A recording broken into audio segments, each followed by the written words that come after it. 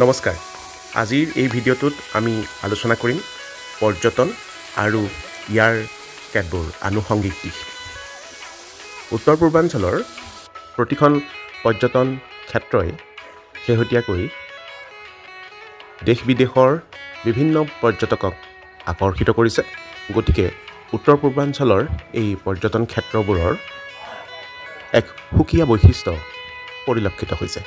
কিন্তু এইদৰে পৰ্যটন ক্ষেত্ৰ একোখনে মানুহৰ মন আকৰ্ষণ কৰাৰ লগে লগে আমাৰ উত্তৰ পূববাসীৰ বাবে কেতবোৰ দায়িত্ব আহি পৰিছে যে কিদৰে আমি পৰ্যটন ক্ষেত্ৰ এখন ভালদৰে সংৰক্ষণ কৰি সেই পৰ্যটন ক্ষেত্ৰলৈ সৰহীয়াকৈ পৰ্যটক আগমনৰ বাট মোকলাব পাৰোঁ।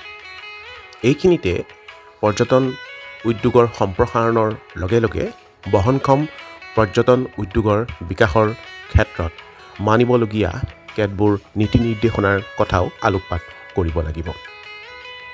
এটা উদাহৰণ দিব খুজিছোঁ যে চুবুৰীয়া মেঘালয় শ্বিলং ভ্ৰমণ কৰিবলৈ অসমৰ পৰা বহু সংখ্যক পৰ্যটকে বছৰি যাতায়াত কৰে যদিও শেহতীয়াকৈ শ্বিলঙত কেতবোৰ বিবাদ সৃষ্টি হৈছে পৰ্যটকক লৈ, পৰ্যটন উদ্যোগক লৈ।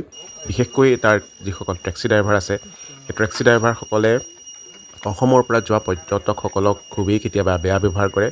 মই নিজেই তেনেকুৱা দুৰ্ব্যৱহাৰৰ অভিজ্ঞতা পাইছোঁ, সেয়েহে কৈছোঁ কথাষাৰ যে এইদৰে যেতিয়া এজন পৰ্যটকক দুৰ্ব্যৱহাৰ কৰে তেওঁ আৰু দুনাই সেই ঠাইখনলৈ যাবলৈ সাহ নকৰে।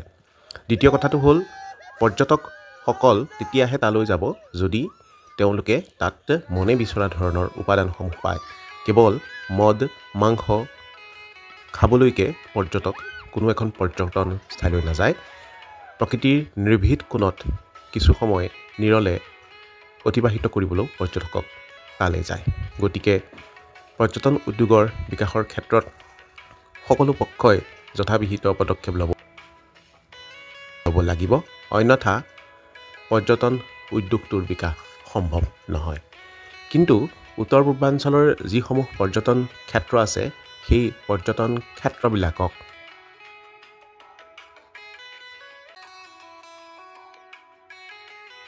বদনাম কৰাৰ ক্ষেত্ৰত স্থানীয় লোকসকলো কেতিয়াবা জগৰীয়া, স্থানীয় টেক্সি ড্ৰাইভাৰসকল জগৰীয়া, পাৰ্কিং প্লেচক লৈ বহু ক্ষেত্ৰত কাজিয়া হয়। মই নিজেই তেনেকুৱা কেইবাটাও ঘটনাৰ সাক্ষী আছোঁ।